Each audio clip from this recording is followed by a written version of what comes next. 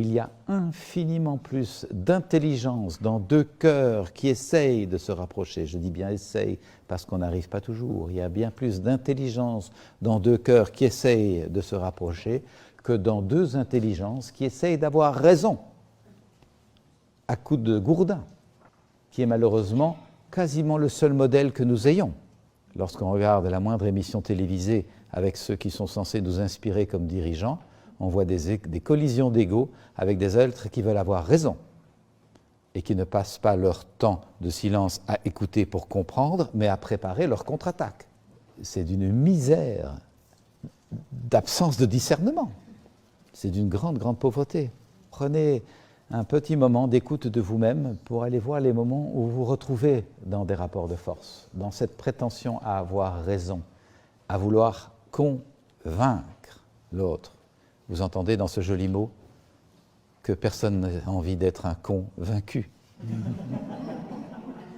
Qu'est-ce qui s'active en vous quand quelqu'un veut vous convaincre? La plupart du temps, c'est la fuite, fous-moi la paix, ou la rébellion, arrête d'essayer de me convaincre, c'est moi qui vais te convaincre. Et on enclenche des rapports de force. Il est temps de changer le modèle, c'est vraiment un enjeu citoyen de nouveau. Et d'arrêter de s'accrocher à une vieille croyance que l'homme est un loup pour l'homme et que la violence est l'expression de la nature humaine. Waouh, qu'est-ce que nous avons été plombés par ce système de pensée. J'ai entendu ça dans le petit cours de psycho que j'ai reçu dans mes études de droit.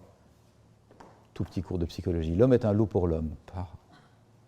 La violence est l'expression de la nature humaine. Ça fait 25 ans que j'expérimente le contraire.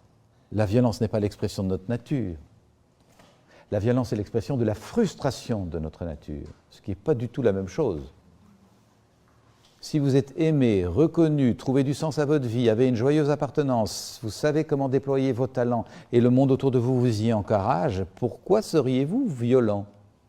Inversement, vous ne vous sentez pas aimé, vous n'avez pas d'appartenance, vous ne trouvez pas votre place dans la vie n'a pas de sens à vos yeux, vous ne vous sentez pas compris, vous ne comprenez rien à ce qui se passe, là ça commence à bouillonner. D'où l'urgence d'apprendre à bien connaître notre nature pour qu'elle trouve sa voie, son expansion dans le respect de la nature de l'autre, évidemment. Et c'est ainsi que la connaissance de soi est un enjeu de santé publique.